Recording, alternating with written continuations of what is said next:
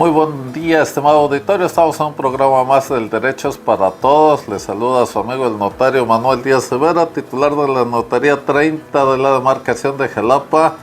Y como siempre les invitamos a que nos escriban a nuestro WhatsApp 2281 380854, dudas, preguntas, propuestas de temas, etcétera, a sus órdenes. Les recuerdo que tenemos asesoría jurídica gratuita en la Notaría 30, que está ubicada en el kilómetro 4.5 en la localidad Las Trancas, municipio Emiliano Zapata, saliendo de Jalapa, Veracruz, a un ladito del Hotel Las Vegas. De todos los días, de lunes a viernes, de 10 de la mañana a 12 del día. Y además, todas nuestras redes sociales, Facebook, Instagram, como el Derechos para Todos, y YouTube, el Derechos para Todos hoy. Recuerden darnos like, suscribirse al canal para que tengan las notificaciones. Muy bien, pues el día de hoy nos han estado pidiendo un tema muy interesante que ya hemos abordado, pero que muchas personas nos han pedido que profundicemos, que volvemos a hacer comentarios al respecto, y que son las modalidades de la compraventa. Y bien, pues una compraventa es un acto jurídico muy importante en la vida de una persona. Hablamos desde luego de inmuebles porque pues para muchas personas tal vez es la parte más importante de su patrimonio, y pues hay que tener cuidado qué se compra y cómo se compra. Entonces, ¿qué se compra? Bueno, pues que se ajuste a sus necesidades. Hace falta estudiar el mercado, ver la proyección de la ciudad, entonces una casa, etc. ¿Y cómo se compra? Bueno, siempre toda compraventa de inmuebles debe hacerse ante notario público. El notario público tiene que verificar el antecedente de propiedad, que es la escritura a nombre del vendedor.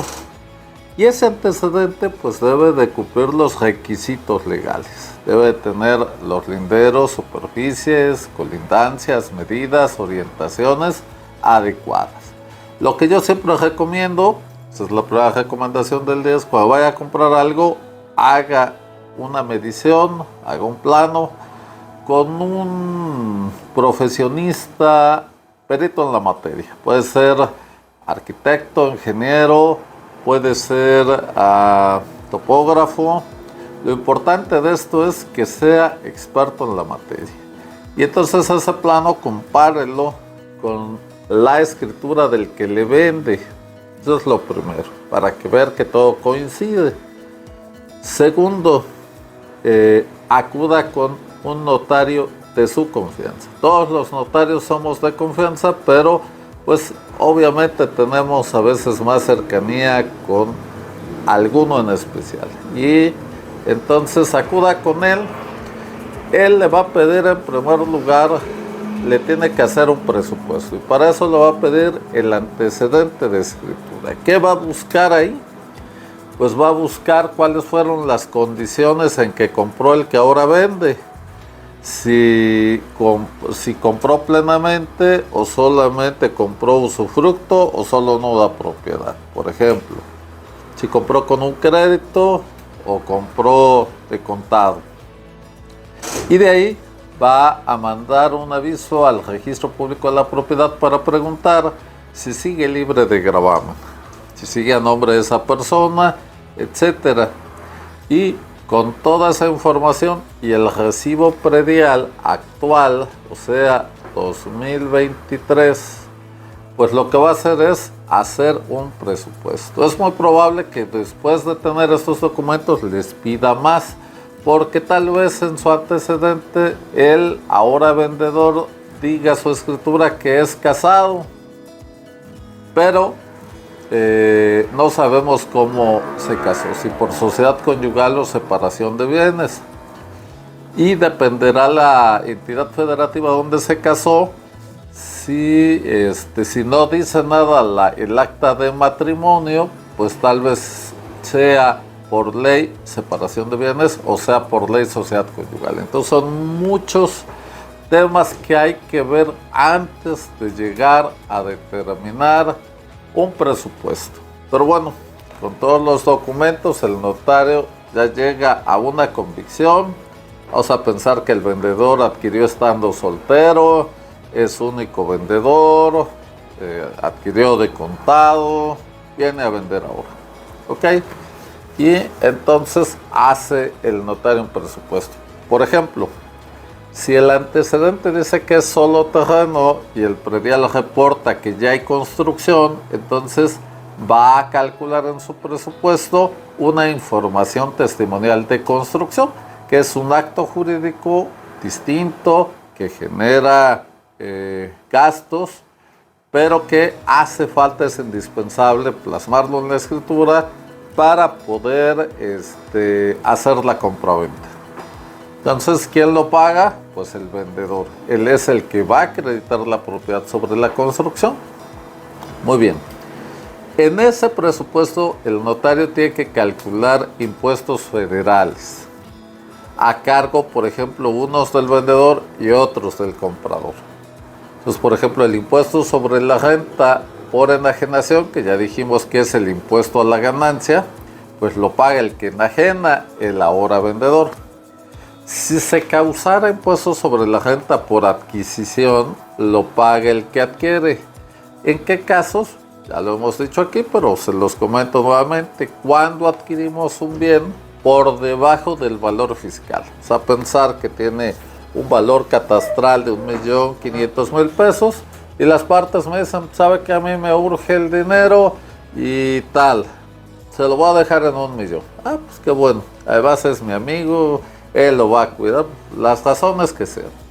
Perfecto, entonces lo que va a suceder ahí es que el que adquiere va a pagar un impuesto sobre la renta por adquisición del 20% de la diferencia. Entonces pagaría 100,000 pesos por esos 500,000 de diferencia, que es la ganancia gravable para el ISR por adquisición. ¿Qué pasa si vendemos construcción no habitacional? Un local comercial, una bodega, cualquier cosa construida que no sea casa habitación, se genera IVA. 16% la tasa general, y entonces, ¿quién lo paga? Recordar que el IVA es un impuesto indirecto, lo causa el adquirente, lo traslada al enajenante y él es el que debe de enterarlo. Tratándose de inmuebles, debe de enterárselo al notario público para que él lo liquide y entonces tenga su constancia del pago de ese impuesto. Ahí, desde luego, como ustedes ya saben, si es persona física con actividad empresarial o persona moral, el enajenante, pues no lo entera el notario, sino que él lo compensa al final del ejercicio fiscal.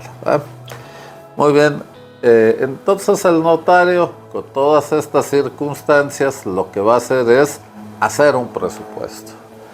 Y entonces, bueno, ya tenemos un presupuesto. Recuerden ustedes también que los notarios pues somos responsables solidarios de todos estos impuestos que generan los actos pasados ante nuestra fe.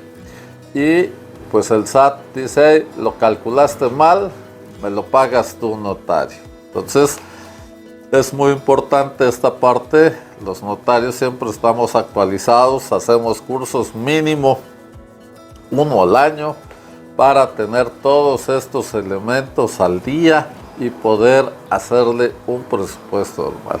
Ok, entonces ya tenemos el presupuesto. Ahora las partes lo aceptan y dicen, ok, ¿qué sigue? Bueno, necesito una serie de requisitos para poder hacer la escrituración.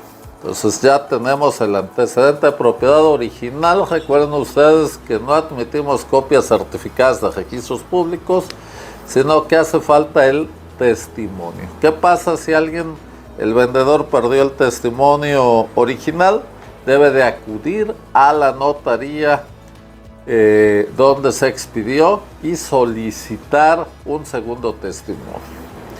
¿Qué pasa si esa notaría se encuentra vacante por fallecimiento, cese, suspensión, etcétera? Esa notaría debe estar depositada en el Archivo Estatal de Notarías, que aquí en Veracruz está en la calle Juárez, número 68 de la ciudad de Jalapa, en el centro histórico de la ciudad de Jalapa.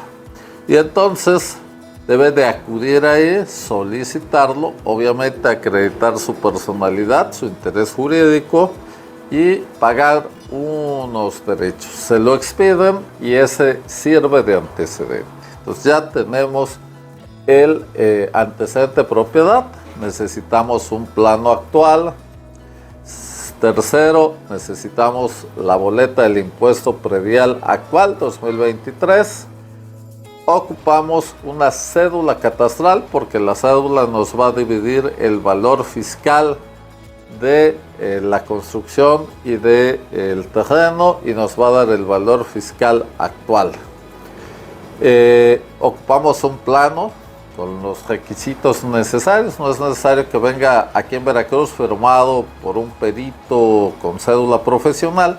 Lo importante es que esté bien hecho, esto es, que tenga una escala, una orientación en los vientos, que tenga las medidas adecuadas, las colindancias adecuadas, la superficie adecuada. Ok, y ya que tenemos todo esto, pues vamos a integrar, como es un acto vulnerable de acuerdo a la ley antilavado, vamos a integrar los expedientes únicos de compradores y vendedores. ¿Qué ocupamos? Identificación oficial vigente. Necesitamos comprobante de domicilio no mayor a 3 meses. Necesitamos cédula de identificación fiscal no mayor a 3 meses. Necesitamos CURP de impresión reciente. Y necesitamos acta de nacimiento también reciente.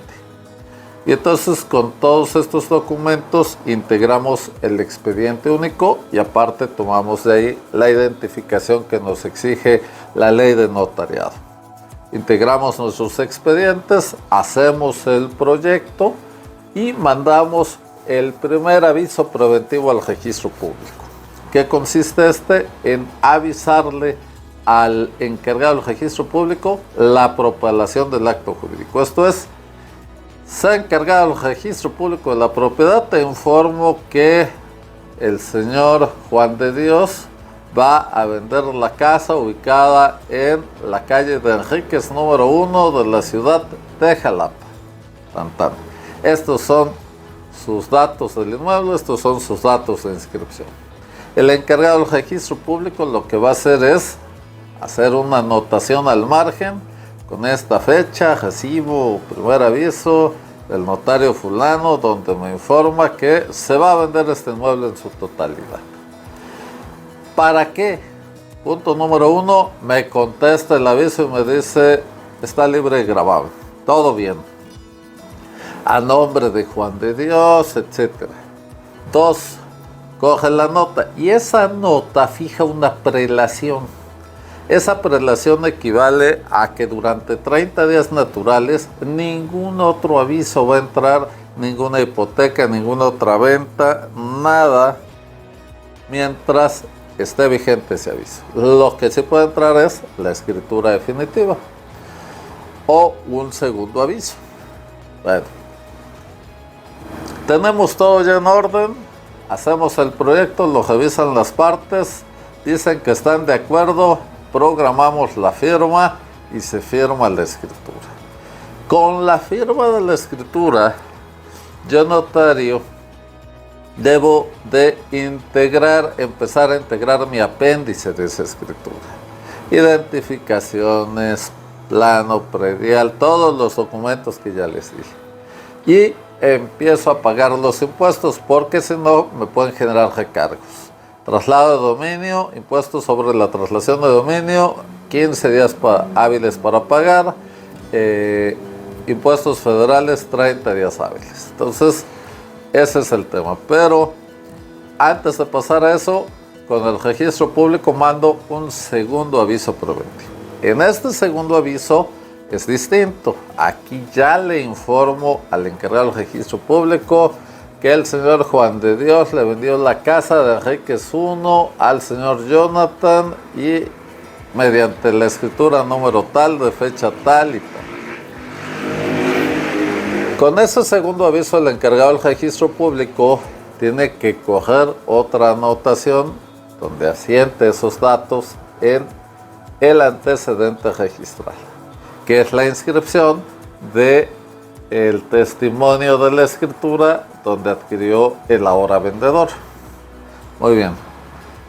¿Qué sigue? Pues empiezo a pagar mis impuestos. ¿Cómo pago mi impuesto de traslado de dominio?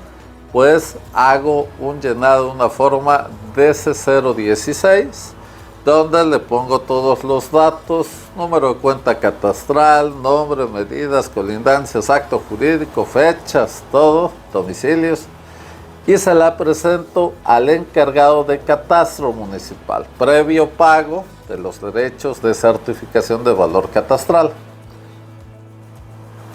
Si yo acabo de mandar a hacer una cédula catastral, Catastro acaba de ir a hacer una visita, pues ya no manda nadie. Vamos a pensar que no saqué la cédula, que no han ido en 10 años, entonces Catastro lo que hace es programar una visita física. Va y verifica que los datos que tiene asentados sean los que corresponden con el inmueble. ¿Cómo qué? Sobre todo metros cuadrados de construcción. Oye, ¿qué es que le hiciste 2 cuartitos más? Bueno, pues sí, pero mira, son sencillitos. No, hay un aumento en el valor catastral. Como no me informaste, no sacaste permiso de construcción, nada, entonces me debes diferencias de construcción, diferencias de predial por construcción, y entonces bueno, hay que pagar. Pero ya tenemos todo eso al día, ahora sí me certifica el valor actual, y con esa certificación reviso cuál es el valor mayor entre el valor de operación y el valor catastral, y sobre el valor mayor liquido el impuesto sobre traslado de dominio. Cuéntense ustedes, si me paso de 15 días genera recargos 2.5% mensual. Si estoy dentro de los 15 días, no pago ningún recargo y lo entero en la caja del municipio correspondiente. ¿A qué tasa? Depende. Muchos años Veracruz, todos los municipios estuvo al 0.5. Hoy hay municipios hasta del 2.5 como Veracruz Puerto, otros al 2, otros al 1.5, otros al 1 y la mayoría al 0.5%. Entonces, antes de pagar traslado, tengo que tramitar una constancia de no adeudo de contribuciones municipales, drenaje, alcantarillado, servicio de agua, que de hecho lo debo de tener al corriente antes de firmar la escritura, etcétera, ¿no? Contribuciones por mejoras, todo debe estar liquidado para que el ayuntamiento me expida la constancia no adeudo y me pueda cobrar el impuesto sobre traslado de dominio. A la par puedo ir pagando mis impuestos federales, ISR por enajenación, por adquisición si se causa, IVA. Bien, ya pagué todo, integro todo en mi testimonio, transcribo mi escritura y la presento inscripción al registro público de la propiedad. Si todo está adecuado, el registrador me la inscribe. ¿Qué presento ante el encargado? Pues no le llevo la escritura original que está en mis libros. Lo que hago es un testimonio y unas copias literales. Con todos una copia de los anexos porque los originales van a mi apéndice como soporte. Y entonces ya con ese testimonio inscrito dejo 2 literales al registro. Uno se queda ahí en su archivo en el sistema actual porque ya en la actual ley de registro público hay un sistema electrónico, pero no hay un sistema electrónico físicamente, por lo tanto se sigue utilizando el anterior sistema registral por incorporación. Entonces se incorpora una copia literal a un libro y otra se manda al archivo estatal de registro público. Muy bien, ya con el testimonio inscrito, eso es lo que yo le entrego físicamente al interesado. Este es un procedimiento que les acabo de describir muy sencillo. Puede complicarse mucho, como requerir permisos de subdivisión, de fusión, constitución de servidumbres de paso, regímenes de propiedad en condominio. Si son fraccionamientos, liberaciones de traslado de dominio.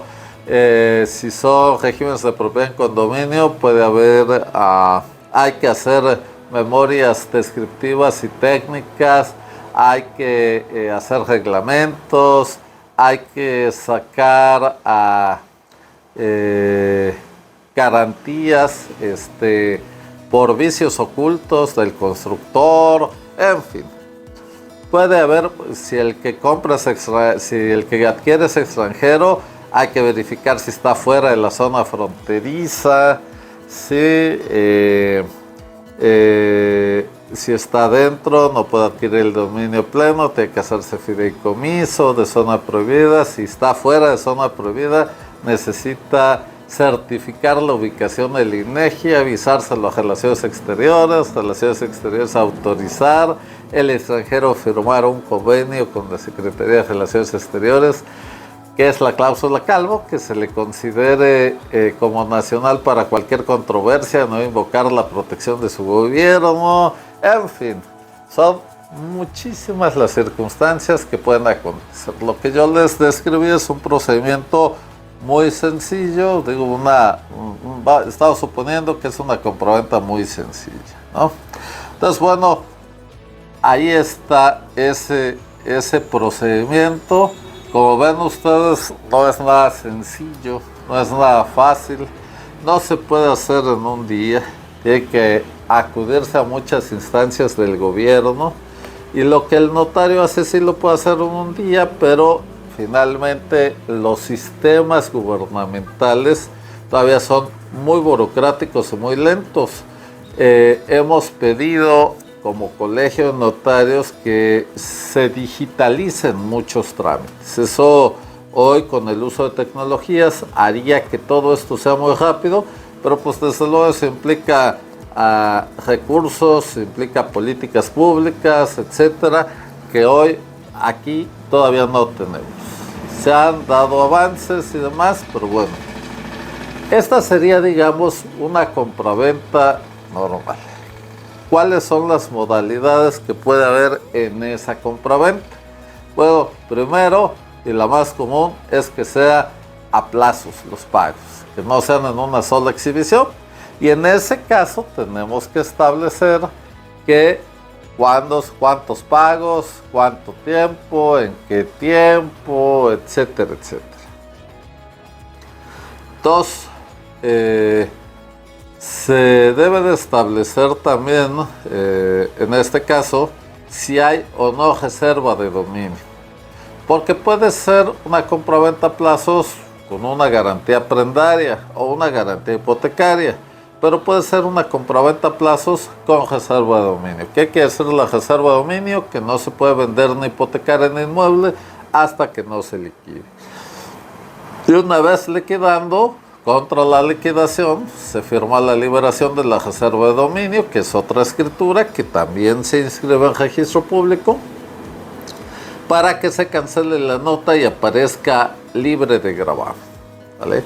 Si se hace con una garantía prendaria hipotecaria, pues hay que inscribirla también en registro público para que conste y los terceros sepan que eso está en garantía. Todas las hipotecas, desde luego, aunque ya hay también un registro único de garantías mobiliarias, como la prenda, que se llama RUP, pero bueno, es otro tema.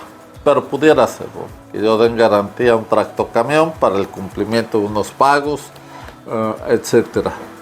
Y puede ser con entrega física o sin entrega física, prenda sin transmisión de posesión o prenda tradicional con transmisión de posesión, en fin. Bien, otra modalidad de la compraventa puede ser que solamente se done o se venda la nuda propiedad y el dueño se reserva el usufructo vitalicio. Esto es muy común, o los padres no quieren hacer testamento o haciendo testamento y quieren ya determinar para quién va a ser un bien. Y entonces hacen una donación con reserva de usufructo vitalicio. Esto es, donan la nuda propiedad al hijo y se reserva el usufructo. ¿Qué quiere decir esto de usufructo? Ya lo hemos comentado, pero se los repito: uso y frutos. Ese es el usufructo. Entonces, ¿qué quiere decir?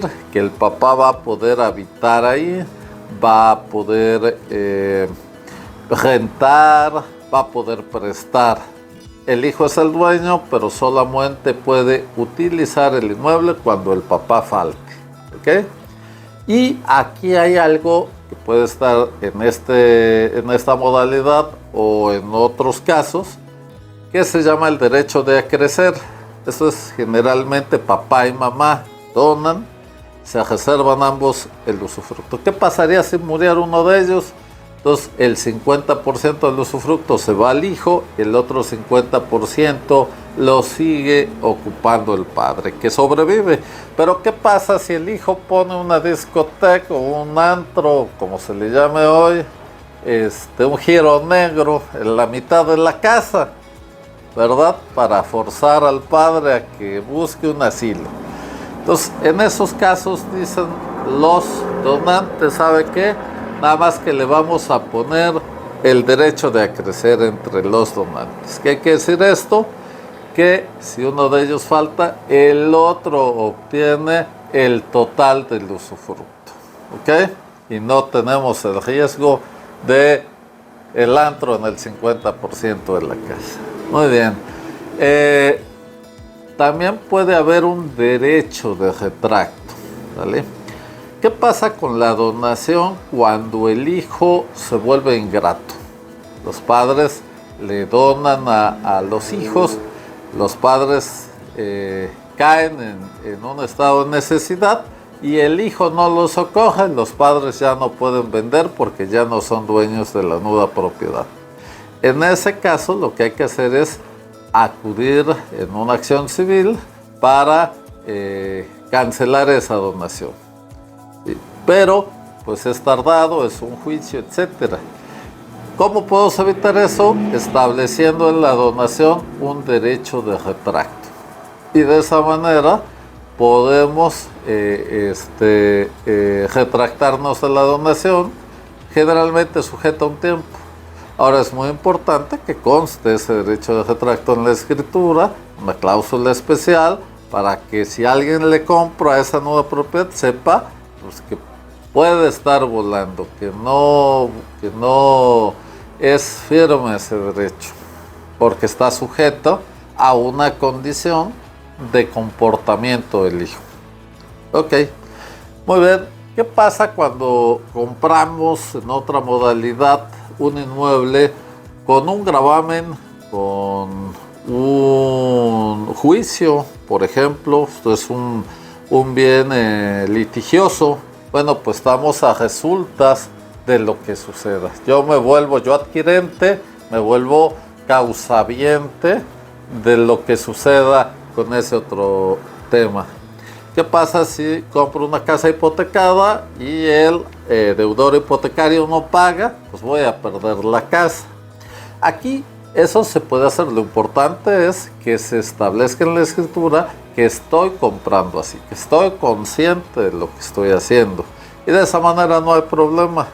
Pero sí es muy importante que se establezca. Eso es determinante. Y una cosa más ya para finalizar, que siempre se los digo: declarar el motivo determinante de la voluntad de las partes. Es muy importante si establecemos una razón para esa compraventa. Yo lo compro para mi casa habitación y resulta que tiene uso industrial, pues no voy a poder ahí hacer mi casa habitación, entonces el motivo determinante no lo voy a poder cumplir. Pero si no lo declaro, pues no puedo rescindir el contrato. No hay responsabilidad para el enajenante. ¿Ok? Muy bien, y ya por último, referirles que actualmente los notarios estamos obligados a emitir CFDIs por cada escrituración. ¿Qué es eso? El certificado fiscal digital por internet, o sea, la factura digital. La factura del servicio notarial de elaboración de la escritura, Pero eso es lo que nos da,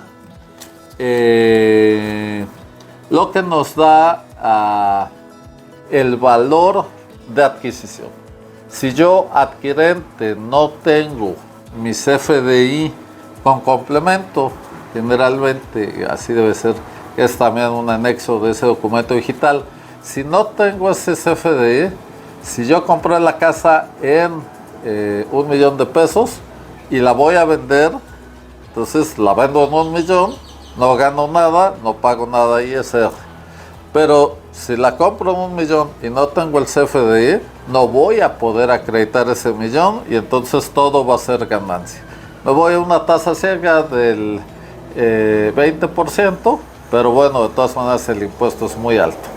Entonces, mucho ojo cuando compre usted un inmueble, exija su CFDI al notario en un correo electrónico, en una memoria USB, en cualquier dispositivo electrónico, para que cuando usted venda pueda usted acreditar ese costo de adquisición fiscalmente. Muy bien, estimados amigos, quedan varios temas ahí pendientes. Tenemos algunas preguntas. Doña Teresa Moreno Ochoa de Santiago Tuxtla les pregunta cuántos tipos de compraventa existen. Bueno, hay muchas modalidades, tantas como condiciones pongamos. Digamos que hay compraventas civiles, mercantiles, etcétera. Pero aquí lo importante es que cada escritura, como siempre se los digo, debe ser un traje a la medida. Esto es de acuerdo a las condiciones, a las características. Lo importante es que todo lo que sea determinante para ese acto jurídico se establezca en su escritura y de esa manera usted no va a tener problemas. Muy bien, estimados amigos, les recuerdo, este es su programa El Derecho es para Todos. Dudas, preguntas, propuestas de temas al WhatsApp 2281 3808 54, nuestras redes sociales, Twitter, Instagram, Facebook, El Derecho es para Todos y YouTube, El Derecho es para Todos hoy. Les agradezco mucho sus comentarios, suscribirse al canal, darle like, recibir las notificaciones, etcétera. Yo soy su amigo el notario Manuel Díaz Rivera, titular de la Notaría 30 de la demarcación de Jalapa. Y este programa es de ustedes, es para ustedes, donde lo complejo de los trámites y de los términos jurídicos lo hacemos accesible para que usted tenga el mejor de sus días y recuerde que nosotros tenemos un solo objetivo: hacer que el derecho sea para todos.